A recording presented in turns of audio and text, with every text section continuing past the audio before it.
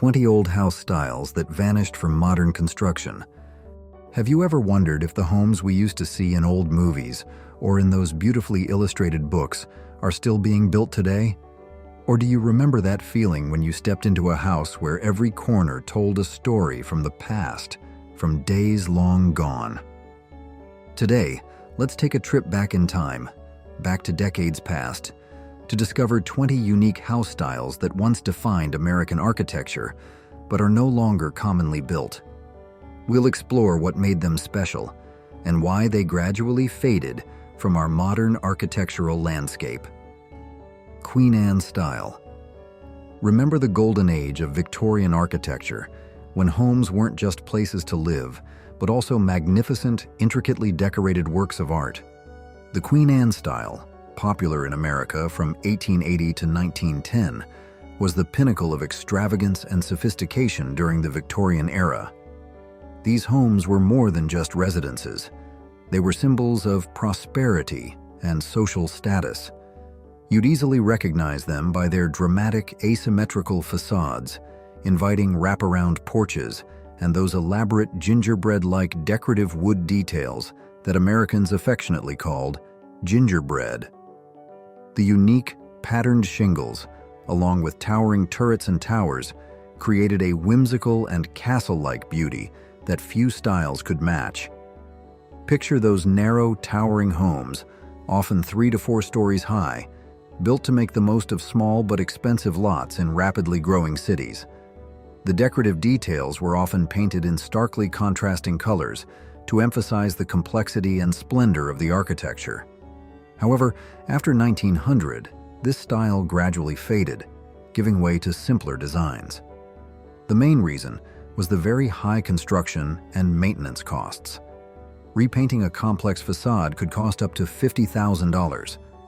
Moreover, these homes required skilled craftsmen and complex materials, something modern architecture, which favors simplicity and efficiency, no longer preferred.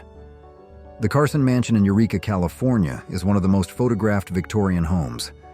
San Francisco's Painted Ladies are also classic examples, with their intricate lines and vibrant colors. Tudor Revival architecture. If you love the timeless charm of ancient English homes, with their steeply pitched roofs and exposed timbers, then the Tudor Revival style will surely stir many emotions. The Tudor Revival style arrived in America in the early 20th century, from 1890 to 1940, and quickly became a symbol of luxury and nostalgia. It carried the spirit of English Tudor and medieval architecture, but adapted to better suit the American landscape and lifestyle. The most striking features of this style are the impressive steeply pitched roofs, often with prominent gables and dormer windows. You'd immediately recognize them by their decorative half-timbering, where dark wooden beams are exposed against a stucco or brick background, creating a look straight out of a fairy tale. Tall brick chimneys and intricate brickwork details are also unmissable highlights. In the 1920s to 1930s, the wealthy in America favored this style, especially in newly emerging suburbs, creating unique and luxurious neighborhoods. However, after World War II, their popularity gradually declined as more modern, cost-effective, and material-efficient house types began to dominate. By the 1970s to 1980s, some builders tried to simplify this style by using synthetic materials instead of real wood, but that ultimately stripped away their authentic beauty. Neoclassical house style. If you admire the grandeur and timeless elegance directly inspired by ancient Greek and Roman architecture, then the neoclassical style is a reminder of eternal beauty. The neoclassical style emerged in America in the late 18th century and remained popular until the early 20th century, especially after Thomas Jefferson promoted it as a symbol of the new democracy. These homes exude majesty and formality with their grand scale, perfectly symmetrical designs, and meticulous attention to every detail. The most recognizable feature is the use of tall, majestic columns in Doric, Ionic, or Corinthian styles, often framing the main entrance, creating a temple-like appearance. Windows are regularly spaced, and the main door is centrally located, all adhering to the golden ratio to create absolute balance and harmony. Although still used for public buildings, luxurious mansions, and occasionally in historical recreations, this style is no longer popular for common residential homes. The reason is the very high construction cost due to their large scale, expensive materials, and complex technical requirements. Moreover, their imposing size and formality no longer fit modern lifestyles, which prioritize convenience and simplicity. Victorian house style.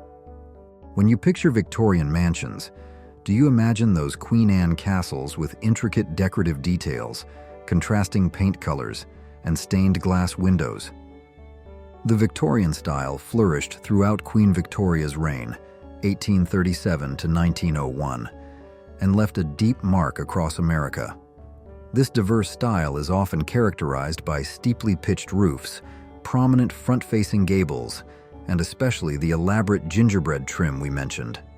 Their designs are typically asymmetrical, with protruding bay windows, along with turrets and towers, creating a complex and unique beauty. Because they were often built on small urban lots, Victorian homes tended to be narrow and tall, up to 3 to 4 stories, to maximize space. Interestingly, decorative details were often painted in distinctly different colors to emphasize each architectural line. However, as mentioned with Queen Anne, the construction and maintenance costs of these homes are very high. Repainting an entire facade can cost a significant amount of money. Furthermore, building them required high craftsmanship and meticulous attention to detail, which modern architecture often no longer prioritizes. Modern preferences for simplicity, efficiency, and affordability have overshadowed this splendid style. The Painted Ladies in San Francisco are the most famous examples, with their complex lines and vibrant colors. Greek Revival house style. Have you ever gazed up at grand buildings with colossal columns and pristine white facades, exuding majesty and formality? That's the hallmark of the Greek Revival style, a symbol of democracy and timeless beauty. As one of the most iconic architectural movements in American history, the Greek Revival style was popular from 1820 to 1860 and left a deep impression, especially in the southern states. It wasn't just an architectural style, it was also a symbol of democratic ideals and freedom for a young nation seeking its own identity, drawing inspiration from ancient Greek democracy. The most striking feature is the pristine white facade, often painted white to mimic marble, with a grand entrance framed by tall and majestic columns. These columns could be simple Doric, elegant Ionic, or elaborate Corinthian, all supporting a familiar triangular pediment. Low-pitched roofs or gables are also a characteristic, giving them the appearance of a Greek temple. The layout of these homes is always symmetrical and balanced, reflecting harmony and order. In the American South, this style stood out with its spacious wraparound porches, portico, which not only added to their grandeur, but also provided shade and connected the interior space with the outdoor landscape, perfectly suited for the hot climate. Although many public buildings still feature this style, the construction of residential homes has significantly decreased due to high costs and changing demands for living spaces. The Greek Revival style offers grandeur and classical beauty. Would you want a home in this style? What impresses you most about it? Italian house style. In the mid-19th century, a romantic and ornate architectural style arrived in America, bringing with it the spirit of ancient Italian villas. The Italianate style became popular in America from 1840 to 1880, bringing a fresh breeze to residential architecture. It was inspired by Tuscan country villas and Italian Renaissance architecture, carrying with it an elegant and sophisticated beauty. The most easily recognizable features are the wide overhanging eaves, supported by intricate and elaborate decorative brackets. The roofs often have a very low pitch or are nearly flat, sometimes with a central cupola or a small square tower, adding a focal point to the overall structure. Italianate homes typically have tall, narrow windows, maximizing natural light and often decorated with arches or pediments. The main entrance is usually grand, with carved or arched double doors, creating a luxurious and inviting feel. Most are 2 to 3 stories high, with facades enriched by cornices, pronounced corner details, and other decorative elements, showcasing meticulous design. While they offer classical and romantic beauty, the complexity of their construction and the cost of materials gradually made this style less favored in modern buildings, where simplicity and efficiency are prioritized. Dutch Colonial Revival. Remember those distinctive homes with special roofs, looking just like the familiar barn roofs of the countryside? The Dutch Colonial Revival style rose to prominence in the early 20th century, particularly from 1910 to 1930, bringing with it a rustic yet unique charm. The main and most recognizable feature is their distinctive gambrel roof, with 2 separate slopes on each side, creating a spacious and usable attic space. Alongside this is a wide, often overhanging porch, providing shade and a relaxing outdoor area. This style drew inspiration from the 17th to 18th century Dutch colonial homes built by Dutch settlers in New York, New Jersey, and Pennsylvania. However, there's a significant difference between the originals and the revival versions. Original Dutch colonial homes were often built with brick or stone, while revival homes were typically made of wood and featured large dormer windows to enhance light and ventilation for the attic. Their design includes a symmetrical facade and often decorative shutters, creating a neat and balanced appearance. Although these homes are still loved for their timeless beauty and coziness, the use of modern building materials and techniques has made the gambrel roof no longer necessary for optimizing space or function. Modern colonial revival styles often prefer simpler roof types, leading to the gradual decline of the gambrel roof and the Dutch colonial revival style in new residential architecture. The house at 112 Ocean Avenue in Amityville, New York, famous for the Amityville horror legend, is a well-known example of this style. Colonial house style. If you grew up in America, you're probably familiar with colonial homes, a timeless symbol of balance, symmetry, and practicality that has endured for centuries. The colonial style is one of the most iconic and enduring architectural styles in the United States, dating back to the early 1600s. It's not just a type of house, it's a mirror reflecting American history and development. Inspired by European architecture, especially English, these homes were designed to suit the climate and available materials in the New World. The most recognizable characteristics are their symmetrical, balanced, and practical designs. They are typically 2 or 3 stories high, with a rectangular footprint, a central front door, and evenly spaced windows, creating a neat and elegant appearance. Traditional exteriors were often built with brick or wood, depending on local material availability. The colonial style evolved through various variations, reflecting influences from different European nations, including Spanish, Portuguese, English, French, and Dutch colonial. Each variant has its own distinct features, but retains the common spirit of symmetry and utility. Although still a beloved style, the original versions are less commonly built in modern contexts due to increasingly complex material costs, labor, and building regulations. Country French house style. Imagine a home with European elegance, yet retaining the rustic, charming feel of the French countryside, brought to America in the 18th century. The country French style originated in the 18th century, introduced by the French to parts of America like Louisiana and the Mississippi Valley, bringing a graceful and cozy touch from the peaceful French countryside. These homes stand out with their balanced proportions, steeply pitched roofs, and a welcoming appearance, as if they've stood for centuries. They are often single-story, or sometimes have a second story tucked under the roof, creating a neat and convenient living space.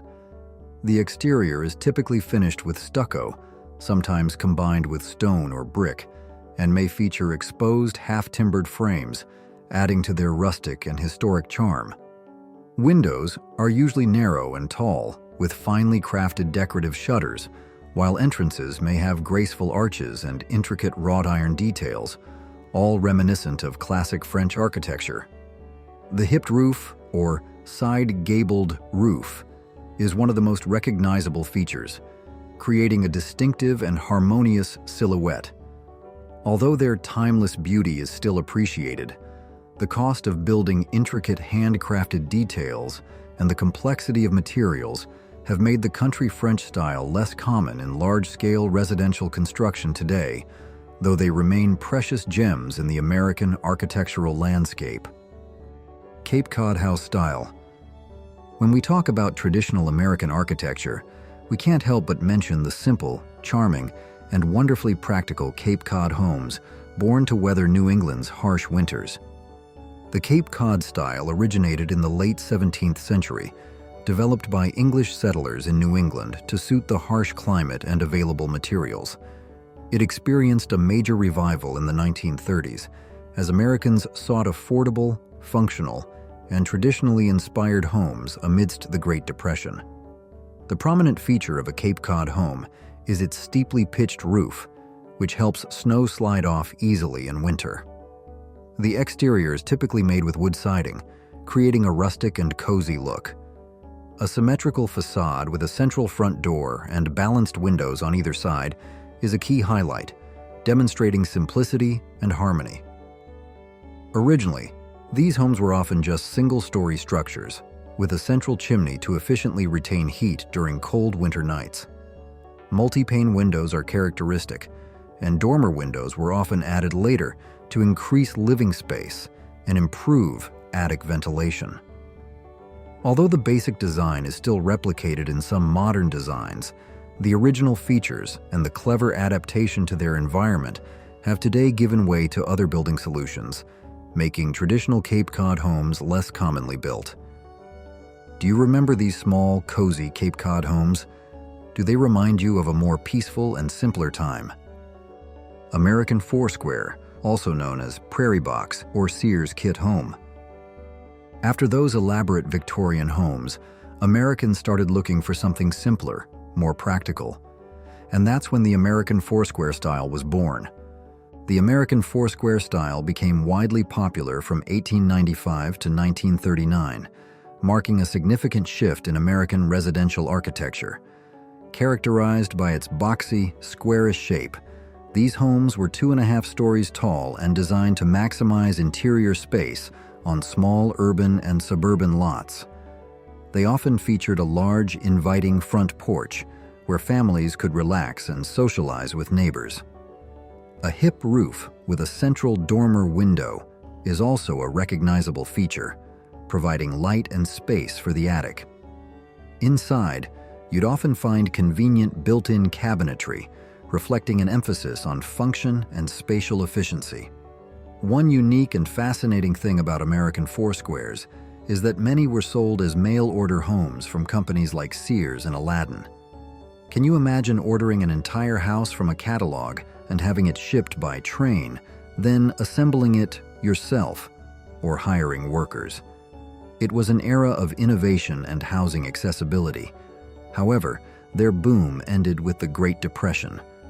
Economic hardship and changing architectural preferences caused the American Foursquare to gradually disappear from new home construction, although many still exist and are cherished today for their solidity and clever design. Craftsman style, American Craftsman. In the early 20th century, a new wave emerged, emphasizing craftsmanship, natural materials, and simple design, breaking away from Victorian excess.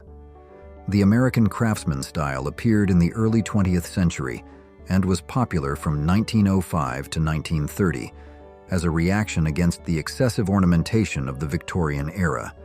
It emphasized the authenticity of materials, skilled craftsmanship, and harmony with nature. This style was particularly beloved in California, where California bungalows became a symbol of a relaxed and nature-connected lifestyle. Characteristic features of Craftsman homes include low-pitched, broad roofs, often with exposed rafter tails under the eaves, creating a sturdy and rustic look. Inside, you'd typically find finely crafted built-in furniture, such as bookshelves, benches, and dining tables, demonstrating space utilization and woodworking skill. Natural materials like wood, stone, and brick were widely used, creating a warm and durable feel. Gustav Stickley, a significant figure in the American arts and crafts movement, played a large role in popularizing this style. Unlike the English arts and crafts movement, which often targeted the elite, American Craftsman was designed to be suitable for the middle class, offering artistic beauty that was still practical and accessible. However, as tastes changed and industrialized building methods became more common, the Craftsman style gradually declined in the 1930s. The Gamble House in Pasadena, California, is a masterpiece of Craftsman architecture, showcasing the meticulousness and harmony between materials and design. Octagon House. Can you imagine a house with 8 symmetrical sides? It sounded strange, but in the mid-19th century, it was once a promising architectural trend. The Octagon House was a unique architectural style, popular from around 1850 to 1870. This idea was widely popularized by Orson Squire Fowler, a reformer and advocate for healthy living. Fowler believed that octagon houses were more efficient than traditional rectangular homes because they provided 20% more space with the same perimeter, while also allowing for better ventilation and natural light. These homes typically had flat or low-pitched roofs, a central cupola on top for light and ventilation, along with wraparound verandas on at least 1 or 2 levels, creating outdoor living spaces. Inside, rooms were often arranged around a central staircase, making the most of this unique shape. Although Fowler wrote books and enthusiastically promoted the advantages of octagon houses, they never became a major architectural trend and gradually disappeared in the early 1900s. The reasons were that their unusual shape was impractical for interior layout and construction, and square or rectangular layouts were easier to build and better suited for typical lots. Longwood Mansion in Mississippi, with its unique unfinished architecture, and the Octagon House in Watertown, Wisconsin, are 2 typical examples of this style. Shotgun House. Do you remember those narrow homes? So narrow people joked you could shoot a shotgun blast straight through from the front door to the back without hitting anything inside. The shotgun house is a distinctive and very common house type in the American South from the late 19th century to the 1920s, especially in cities like New Orleans and Louisville. These are long, narrow, rectangular homes, with rooms arranged in a straight line, without hallways, exactly as the name shotgun suggests. This unique design is believed to have originated in New Orleans, influenced by Haitian and West African architecture, particularly the 2-gun house style of the Yoruba people, which was then brought to America by Haitians. Their main feature is a series of consecutive rooms, from the living room at the front, through 1 or 2 bedrooms, then to the kitchen and bathroom at the back. Shotgun homes were inexpensive to build and allowed for high housing density in rapidly growing urban areas, addressing the housing needs of the working class and immigrant families. Although many deteriorated or were demolished due to urban renewal in the 20th century, they have recently been restored and renovated due to the trend of gentrification, transforming them into fashionable living spaces. However, shotgun homes are no longer built today. Modern building codes often require hallways for fire safety and egress, and current buyer preferences for privacy between rooms have made this design obsolete. Elvis Presley's birthplace in Tupelo, Mississippi, is a simple shotgun house, a testament to the humble yet significant nature of this house type. We've explored 14 unique house styles that once defined American architecture. Which style stirred the most memories for you? Or do you have any stories related to these homes? Let us know in the comments below. Lustron Homes. After World War II, as America searched for housing, a bold idea emerged: prefabricated homes made entirely of porcelain enamel steel. Lustron Homes were a bold experiment in American residential architecture, produced from 1948 to 1950 to address the severe housing shortage after World War II. Designed by Carl Strandlund, these homes were a symbol of innovation and trust in industrial materials. The entire house was made of porcelain enamel steel, an incredibly durable and low-maintenance material. Each Lustron home was a giant kit with over 3,000 parts manufactured in a factory and shipped to the site for assembly. Inside, the interiors were equally unique, with metal walls, convenient built-in cabinets, and even integrated combo dishwashers. They were easy to clean and required almost no painting, promising a modern and convenient life for families. Over 2,000 Lustron homes were built across America, and it's amazing that many still stand today, proving the superior durability of porcelain enamel steel. However, the Lustron Company went bankrupt in 1950 due to major financial issues and higher-than-expected production costs, as well as difficulties in transportation and installation. Although not commercially successful, Lustron Homes remain a fascinating chapter in the history of prefabricated housing, an attempt to revolutionize how we live. Atomic Ranch. In the 1950s, after the war era, a new housing style emerged, reflecting optimism and belief in the future, with modern, open, and light-filled designs. The Atomic Ranch style became popular after World War II, especially prevalent in the 1950s to 1960s, reflecting America's optimistic spirit, technological advancement, and space age. This was a modern variation of the classic ranch home, but with bold open floor plans and a strong connection to the outdoors. Atomic Ranch homes typically feature large windows, clear story windows, high windows on the wall, and unique flat or butterfly roofs, all designed to make the indoor space blend with the outdoor environment. They stood out with bold colors and futuristic design elements, evoking associations with outer space and the atomic era. Architects like Cliff May and builder Joseph Eichler were highly influential, helping to shape and popularize this style. These homes were not just residences, but also statements about a modern, free lifestyle, where natural, light, and spaciousness were highly valued. However, their popularity gradually declined in subsequent decades as architectural tastes changed, giving way to newer styles. Brutalist Homes. Do you remember those massive buildings made of raw concrete with strong geometric shapes and a minimalist look, devoid of elaborate decoration? The Brutalist style emerged in the 1950s and became popular through the 1960s to 1970s, especially in public and social housing architecture. The name brutalism comes from the French term béton brut, meaning raw concrete, untreated on the surface, clearly showing the main building material. Brutalist homes are characterized by raw concrete, strong geometric shapes, and a minimalist aesthetic, completely eliminating unnecessary decorative details.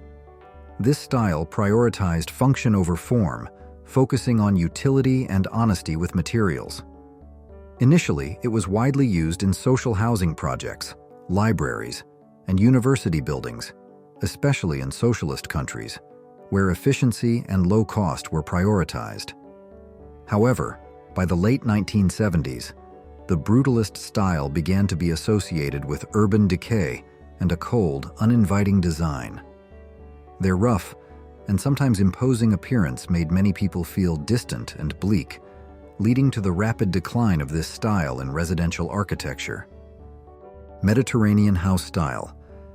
The Mediterranean style became especially popular in America in the early 20th century, particularly in regions with warm, sunny climates like California and Florida. It brought the beauty of the Mediterranean region, reminiscent of coastal villages and ancient villas of Spain, Italy, or Greece.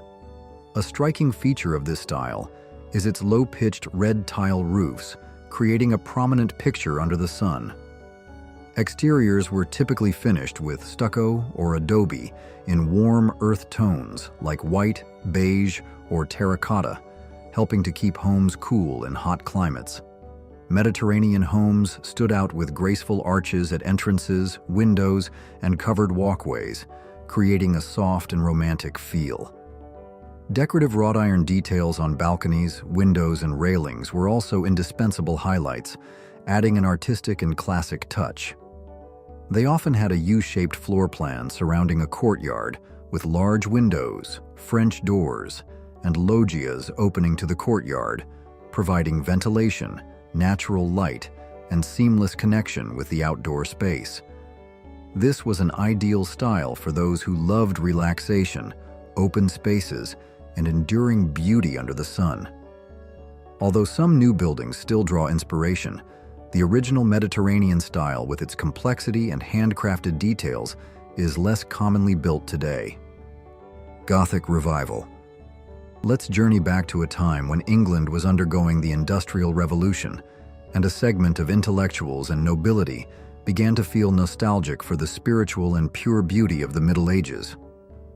The Gothic Revival style emerged in England in the 18th century and quickly spread across Europe and North America in the 19th century. In America, it was particularly popular in the mid-1800s, bringing a whimsical and romantic beauty from the Middle Ages. Gothic Revival homes are characterized by steep gables, creating an impressive silhouette.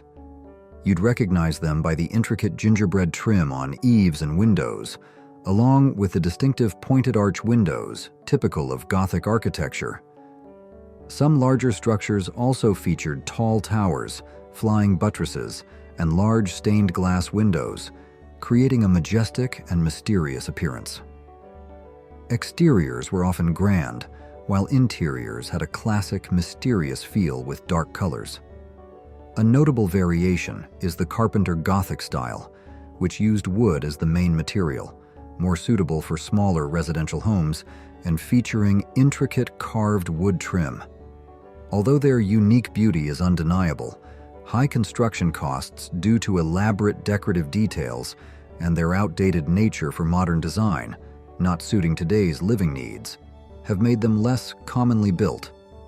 The Houses of Parliament, England, are the most famous example, while in America there's Lyndhurst Mansion, New York, and Roseland Cottage, Woodstock, Connecticut. Saltbox House. Imagine a home designed specifically to withstand New England's brutal winters, with a long, asymmetrical sloped roof, much like an old salt box. The Saltbox House is a purely functional home design, very popular from the 1600s to the early 1800s, primarily in the harsh New England region. The name Saltbox comes from its distinctive shape, resembling the wooden boxes used to store salt back then. The most prominent feature of a Saltbox home is its steep and asymmetrical roof, with one side much longer than the other, often extending close to the ground. This design was initially built to avoid two-story house taxes in the colonies by adding a single-story extension at the back of the house, but it was counted as 1.5 stories. Additionally, this special roof pitch had another practical use. It helped snow slide off easily during New England's harsh winters, preventing snow accumulation on the roof and avoiding damage. Saltbox homes were typically made of wood and featured a central chimney to keep warm. Although it was a clever and practical architectural solution for its time, modern spatial and aesthetic requirements have made this type of house no longer built as new homes. The Parson Cappan House in Topsfield, Massachusetts, is one of the best preserved examples of a Saltbox house. 25 forgotten appliances you won't believe exist. Once they hummed and clattered in kitchens and back porches, part of daily life in a world now gone quiet. Today they gather dust in attics and antique shops, forgotten marvels of ingenuity. Join us as we rediscover 25 everyday appliances you won't believe were once essential. Ice boxes. In homes with creaky floorboards and lace curtains swaying in the afternoon heat, a wooden box stood proudly near the pantry or back door, drawing its chill from a slab of ice hoisted into place by calloused hands. It didn't plug in or hum. It relied on men who moved through neighborhoods with wagons full of frozen cargo, chipping blocks to size with practiced swings. Constructed from hardwood, often reinforced with metal lining, these boxes extended the life of butter, eggs, and Sunday roast. What they offered was consistency, enough to stretch groceries through the week or hold supper for a family running behind schedule. Of course, the arrangement required upkeep. The ice diminished steadily, pooling into pans that had to be emptied by hand. In warmer months, it vanished faster, forcing households to plan around each delivery.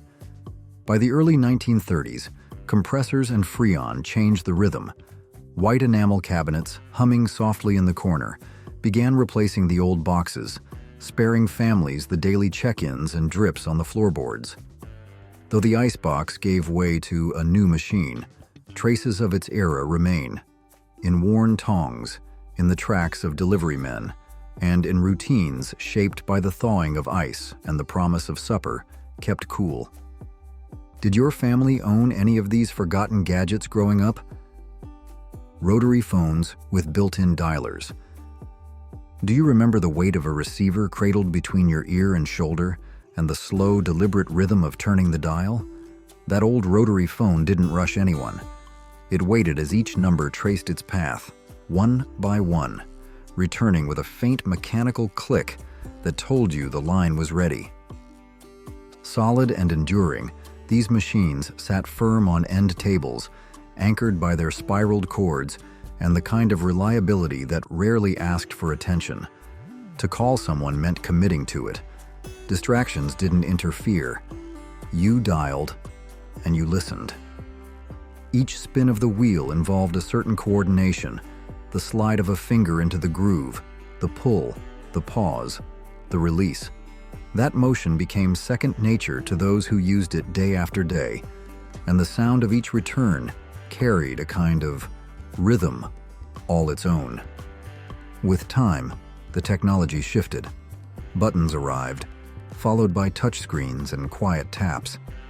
Rotary phones faded from daily life, replaced by tools that moved faster but required less presence. And so, they remain. Unplugged, yes, but etched into the fabric of households that once valued patience, one digit at a time. Coal-fired stoves.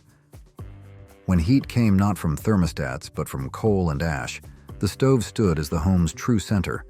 Cast in iron and worn smooth by years of tending, it worked without buttons or timers. Flames danced behind its doors, warming hands, drying coats, and bringing stew to a gentle boil. Lighting one took patience. Managing it required a steady hand and an eye for detail. The coal had to be added in measured scoops, airflow adjusted with careful precision. Those who used it knew the rhythm well. When to feed the fire, when to let it breathe. Each morning began with kindling and smoke. By noon, bread rose beside soup pots, and the scent of cooked cabbage or baked apples floated through the house. The stove didn't hum. It crackled, shifted, and spoke in heat. As time moved forward, gas lines reached more towns, and new appliances offered quicker convenience. Old stoves were wheeled out, retired to barns or left behind in farmhouses no longer lived in. Yet for those who sat near their warmth on cold January days, that weight of iron still echoes in the meals that took time and in the care that never hurried. Wringer mangle washers. On laundry day, the house took on the rhythm of work, steam rising from wash tubs, knuckles red from scrubbing, and the steady creak of a wringer turning above a pail. Before electric machines simplified the task, families relied on hand-powered washers, part basin, part roller press, to keep clothes clean and ready for another week. These contraptions didn't hum or spin. They relied on hands, tired, practiced, and careful. After soaking garments in hot, soapy water, each shirt and sheet passed through two hard rubber rollers, turned slowly by a crank. The rollers pressed water out with firm pressure, flattening the fabric as it moved through. A lapse in focus could catch a sleeve or scrape a finger, and many bore the marks of those mishaps. Still, the washer offered something new: relief from wringing by hand, from twisted wrists and aching joints. Though not without risk, it earned its place in basements and back porches. As the decades advanced, automatic washers took the lead. Motors replaced muscle, and the wringer was rolled aside. Yet for those who once cranked it through wash day after wash day, its presence remains, woven into worn towels, and stories passed down with each load. Hair dryers with hoods. Have you ever sat beneath a humming dome, with warm air circling your head like a slow breeze on a summer porch? In mid-century homes, hooded hair dryers offered a domestic kind of elegance. Plastic domes, wide as mixing bowls, connected to bases that whirred patiently while doing their job. They didn't race to the finish. Instead, they gave you time. Time to sit with curlers pinned, a paperback open, or a soap opera murmuring from the next room. The process took a while, but it gave space for stillness. And in some households, that pause felt earned. Though bulky by modern standards, they felt refined then. Women admired their practicality, teenagers loved their novelty, and mothers appreciated having one less trip to town. The machines took up space, but they earned it, standing proudly in corners near vanities and mirrors framed in wood. In the decades that followed, technology shrank and quickened. Compact blow dryers replaced the hoods, favored for speed and ease. Many of the old units ended up boxed away, sold at rummage sales, or handed off to nieces, setting up their first homes. Yet those who remember them know they brought more than dry hair. They offered a ritual, a pause, a warmth, a rhythm that belonged to a slower kind of morning. Waffle irons with detachable plates. In kitchens warmed by gas flames and window light, an old iron sat waiting on the stove, solid, heavy, and reliable. It was the kind of tool that stayed put, passed from one pair of hands to the next, earning its place through usefulness rather than shine. This stovetop iron came with removable plates, panels etched with care, each one shaping batter into patterns that looked more crafted than cooked. Flip the plates, and they became a grill, ready for crisping bread or browning meat. A single tool, yet wide in its purpose, answering needs both ordinary and unexpected. Mothers and grandfathers used them without fuss, working by feel and habit. The iron didn't rush you. It asked for your attention, your timing, and a little wrist strength. In return, it gave you something hot and golden, ready to be sliced, buttered, and served to anyone sitting at the table. Later came appliances that promised quicker breakfasts and easier cleanup. The old iron, too heavy for modern cabinets, made its way to attics, garage sales, or shelves lined with cookbooks that smell faintly of flour. But for those who remember, its weight carried something more than utility. Percolators. A stovetop percolator once held a place of honor in the early hours, sending up its fragrant call as families prepared for the day ahead. Its glass knob rattled gently while the brew inside rose and fell in steady rhythm. Each pass through the grounds drawing out strength and purpose. The design was sturdy, enameled metal, a long center tube, a basket perched on top. Every part had a role, and every brew depended on timing. Too short, and the result fell flat. Too long, and bitterness crept in. For many, this process was as familiar as tying one's shoes, carried out with no need for timers or dials. Cleanup demanded effort. Grounds clung to metal parts, and every piece needed to be washed, dried, and returned to its shelf. Yet no one complained. Brewing coffee this way was never hurried. It filled the morning with rhythm and pause. In the 1970s, drip machines began to take over, offering convenience that suited modern lives. The percolator, once a mainstay, became harder to find. And yet, in certain cabins and roadside diners, its echo continues. In the way strong coffee holds its place on a worn enamel table, poured slow, served hot, and never forgotten. Vacuum tube radios. What did it feel like to gather around a wooden cabinet that spoke in voices from distant cities? In the 1930s and 40s, radios stood tall in the living room, their wooden frames polished to a soft shine, dials worn from use, and tubes inside glowing like campfires behind glass. They carried war reports, variety shows, and the rustle of swing music to families leaning in after supper. Each set was a marvel of engineering and craft, assembled with care, housed in walnut or maple, and given a place of respect beside armchairs and reading lamps. The tubes inside hummed gently, amplifying every syllable, making broadcasts sharp and steady, even on stormy nights. Owning one meant more than keeping up with headlines. It showed a household had invested in clarity, in presence, in something finely built. Children sat cross-legged on the rug, parents nodded at the weather forecast, and neighbors listened for their town's name in regional reports. Then, change arrived. Radios shrank. Transistors replaced tubes. Portability became the new priority. The grand sets gave way to smaller, simpler boxes. And although they've gone quiet, those old radios still speak volumes about the years when voices traveled far to reach a family gathered near. Toaster ovens with rollers. Isn't it strange to think that toast once traveled on a conveyor belt? In households that enjoyed a touch of modern novelty, roller toasters earned their place beside morning routines and breakfast tables. You'd lay down a slice of bread, and the machine would carry it forward at a measured pace, passing it through heated coils on either side. Slowly but steadily, it emerged crisped, never rushed. No springs snapped, no bread launched upward. The reward came in motion, predictable and quietly reliable. Children leaned in, drawn to the slow parade of slices. Grown-ups poured coffee while waiting, glancing up now and then to check the browning. These toasters didn't simply warm bread. They set a pace, one that asked you to pause, watch, and stay present.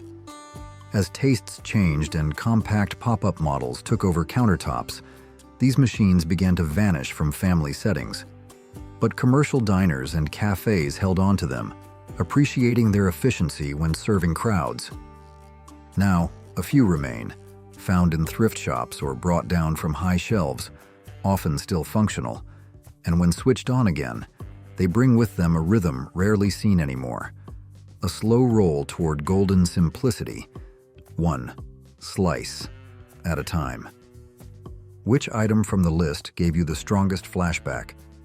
Share your thoughts in the comments. Vacuum coffee makers. On chilly mornings when the sun climbed slowly and silence filled the house, a glass coffee brewer sat poised on the stovetop like a tool from another world. It didn't gurgle or whistle. It performed, graceful and peculiar, with each step unfolding in plain sight. Water in the bottom globe began to warm. Pressure gathered and sent it upward, threading its way into a chamber holding the grounds. As heat softened, gravity resumed its role, coaxing the liquid back down into the waiting bowl below. Now, brewed, rich, and ready. The routine was deliberate. One watched it unfold, not with impatience, but with interest. You knew the pace wouldn't change, and perhaps that was the point. The wait was part of the reward. Although admired for elegance, these devices required attention. They were fragile, they didn't clean easily, and over time, many gave way to more convenient machines that offered less trouble and more speed. Yet those glass brewers haven't disappeared entirely. They rest in old cupboards or reappear at antique shows, their shapes unchanged. And when someone takes one out again, places it on a burner, and begins the quiet boil, they rediscover a method that never rushed, never cut corners, and never skipped the pleasure of watching coffee become coffee. Ironing stoves. Along the back wall of a laundry room or beside a coal range, a squat iron stove once carried out its quiet duty. Its purpose may have seemed ordinary, yet it supported a routine practiced with care and consistency. These small furnaces turned solid blocks of iron into tools meant to tame wrinkles with heat and weight. Each iron sat atop the surface until it was ready for use. A second one waited nearby, gathering warmth while the first was in action. Some kept a piece of cotton nearby to test the temperature. Too much heat could singe. Too little, and folds remained untouched. Those who handled the process learned its rhythm over time. They knew how long to hold, when to switch, how to move the metal in smooth, steady arcs. It wasn't a job that invited shortcuts. As electric versions entered the market with wires and knobs, the old stoves began to disappear. They made their way to sheds or sat idle in corners once busy with steam. Still, the ones that survive remind us of a different kind of labor, quiet, repetitive, and full of purpose. A small flame, a steady hand, and a task done well. That was the measure of the day. Electric carpet sweepers. Long ago, homes pulsed with the rhythm of daily upkeep, brooms in corners, dustpans under chairs, and in some households, a small electric sweeper humming its way along the rugs. Compact and unassuming, it offered a new kind of help. Less strain on the arms, fewer clouds kicked into the air. Instead of suction, it relied on motor-driven brushes to collect lint, crumbs, and whatever else settled under tables after supper. Lightweight and easy to maneuver, it found its place in the hands of housewives, teenagers, and older folks who appreciated a tool that didn't demand strength or noise. It excelled in quick fixes, between company visits, during Saturday touch-ups, or on evenings when the full-sized vacuum stayed parked in the closet. Its cord trailed behind like a faithful dog, and its hum signaled a job getting done without disruption. As newer machines improved in power and portability, the sweeper began to disappear from front closets and hallway cupboards. Yet its legacy holds steady, shaped not by bells or motors, but by the quiet pride of a clean rug swept before sunrise, while coffee brewed and the rest of the house still slept. Butter churns. Who remembers the rhythm of a wooden dasher moving up and down, long before butter arrived in tidy, foil-wrapped blocks? In homes where cooking began with raw ingredients and hard work, the butter churn stood beside the table, waiting for strong arms and steady repetition. Cream, skimmed from fresh milk, was poured into barrels made of oak or stoneware. From that point on, the task was as physical as it was patient. The dasher had to be worked up and down, hour after hour, until the butter began to form. Children sometimes helped, trading turns as the hours stretched, their sleeves rolled high, their focus sharp. No shortcuts existed. Churning demanded consistency, firm hands, practiced timing, and a willingness to endure. The result, though hard-won, brought pride. Golden butter, shaped and rinsed, ready for the table or the cellar shelf. Later, as factories scaled up and stores lined their shelves with factory-milled blocks, families left their churns behind. Some ended up in cellars, others in barns or roadside stalls. Yet those old vessels still carry a weight beyond wood and iron. They speak to an age when food was made by people, not machines. And the reward came not from packaging, but from the work itself. If this trip down memory lane brought back some feelings, give us a thumbs up and subscribe for more stories like this one. Wood-fired water heaters. Hot water once began not with a switch, but with fire and waiting. In family homes, both in the country and on the edge of town, metal tanks stood over fireboxes, warming wash water through flame rather than wires. Each tank relied on a person rising early, coaxing kindling to life, and feeding logs beneath iron drums. As the fire burned, heat slowly crept into the water above. Timing mattered. Misjudging the fire meant either a lukewarm basin or water too hot to touch. These heaters demanded watchfulness. A hand on the damper, an ear for the draft, a glance at the chimney's smoke. Each action kept the process steady. In winter, their warmth offered more than utility. Children huddled nearby to thaw frozen fingers, while parents filled pails for cooking or baths. Eventually, wires replaced firewood. Tankless models appeared, thermostats followed, and the old systems faded from blueprints. Some tanks ended up in sheds, others stood unused behind barns, rusting in the wind. Yet the labor they required left an imprint. Those who worked them knew that warmth didn't come without effort, and each pail drawn carried not only water, but the care it took to heat it by hand, one flame at a time. Radiant room heaters. In the hush of winter mornings, long before thermostats ruled the walls, a soft orange glow in the corner of the room meant the day had begun. Radiant heaters, compact and purposeful, stood in bedrooms and kitchens, coaxing warmth into spaces where frost lingered on the inside of glass. Metal coils or ceramic plates carried the heat, releasing it in waves that crept across cold floors and wrapped around ankles. These units required no pipes, no vents, only an outlet and a little care. Their portability made them practical. One might rest near the crib in the early hours, then follow a pair of slippers down the hallway to warm the sitting chair before supper. Of course, caution mattered. Exposed elements demanded attention. A scarf dropped too close, or a careless elbow could spell trouble. Still, they served faithfully, their glow a small promise against the chill. In time, central systems replaced them, and the heaters were stored away, some in closets, others forgotten in basements. Yet their story remains. They offered more than warmth. They marked a daily ritual, a pause at dawn, a corner made habitable by one simple machine that asked only to be plugged in, then left to do its work. Manual ice crushers. In homes where meals were made by hand and company arrived unannounced, the ice crusher stood ready, part utility, part ritual. Clamped to a sideboard or set near the back porch, it waited for strong wrists and solid blocks, bringing cold relief, one crank at a time.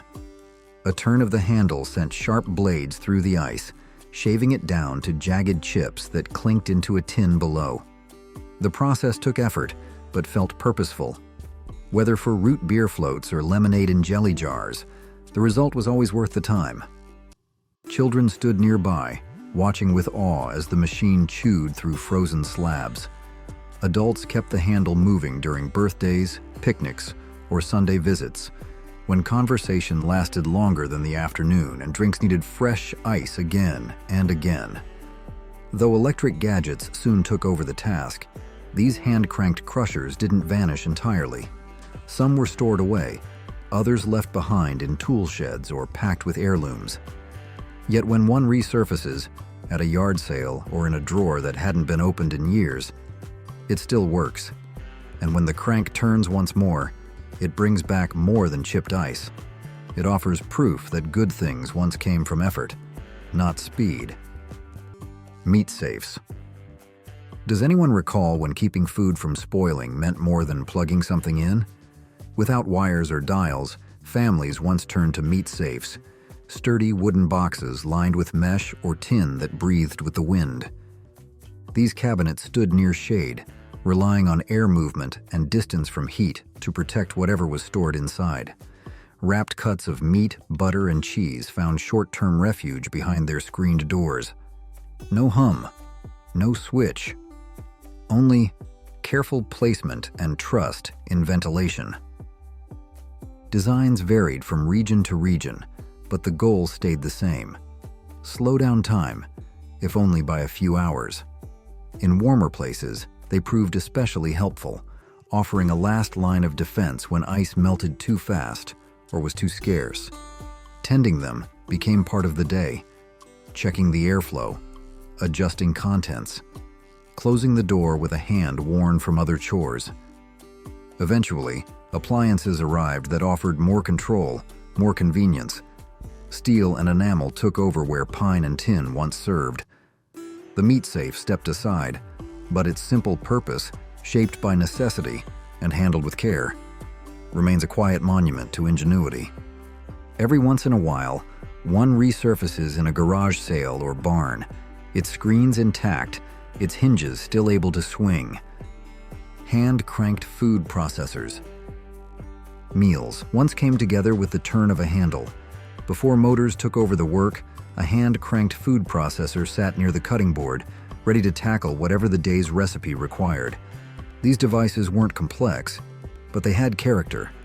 Glass bowls, steel blades, a crank that turned effort into dinner. The mechanism was direct. Blades moved with muscle, not wires. Carrots were chopped, apples mashed, herbs minced, each rotation measured by strength and timing. A child could help, but it often took an adult's endurance to keep it going long enough to finish the job. They creaked, they clattered, they made a person slow down and pay attention. And for many families, that time spent turning the handle became part of what made the food taste better. Electric processors eventually took the stage, offering speed at the press of a button. The old cranked tools were boxed up or forgotten, but some still surface at estate sales or rest beneath shelves in hardware shops. Their usefulness has faded, but their presence speaks volumes, not through nostalgia, but through the memory of hands that worked deliberately, crafting meals one spin at a time. Shoe buffers. When did we stop caring if our shoes could hold a shine? For years, a polished pair stood as a quiet statement, an unspoken assurance that details mattered. And humming faithfully nearby, ready for duty, was the humble shoe buffer. Compact in form but steady in purpose, these electric machines spun soft brushes against worn leather with remarkable consistency. They sat under vanities or beside bedroom dressers, quietly assisting the morning routine of those who took pride in appearance. A few swipes, a touch of polish, and the world felt more orderly under your feet. Businessmen, pastors, bellhops, they all knew the value of gleaming shoes. The buffer wasn't reserved for wealth or vanity. It served those who believed that neatness counted, that preparation showed respect. As fashion shifted toward sneakers and slip-ons, the buffer's role diminished. Fewer people paused to shine their footwear, and the machines that once stood ready fell silent, boxed away or left behind in garage corners. Even so, some endure in train stations and old shoe repair shops, still spinning, still honoring a small tradition. In their quiet work, they whisper a story, not about shoes, but about people who once believed polish mattered. Electric shoe dryers. Sometimes the smallest inventions carry the greatest quiet comforts. In damp corners of the country, where seasons arrived with sleet and sidewalks turned slick, a pair of soaked shoes wasn't a surprise. It was expected. For homes without fireplaces or radiators strong enough to dry them by morning, one unassuming tool made all the difference. Electric shoe dryers didn't announce themselves. Shaped to slip inside boots or loafers, they warmed from within, sending heat through the lining, chasing out moisture left by storm drains, snowbanks, or muddy trails. That low hum and steady warmth promised dry socks and fewer mornings spent bracing for damp leather. Their usefulness was practical, born out of necessity rather than style. They suited children trudging home from school or laborers clocking out after a wet shift. In places where cold crept into every corner, these devices mattered. But as manufacturing shifted and materials improved, shoes grew tougher and less likely to stay wet. Slowly, electric dryers were boxed up or forgotten, replaced by waterproof fabrics and faster routines. And yet, their absence is quietly noted by those who once counted on them, who understood the comfort of reaching for dry shoes on a winter's morning and finding them warm, waiting, and ready for the day ahead. Which of these historic homes is your absolute favorite? If you could bring one style back, which would you choose, and why? Please share your memories and thoughts in the comments below. Don't forget to like and subscribe to the channel so you don't miss our next nostalgic journeys. Thank you for watching, and we'll see you in the next video.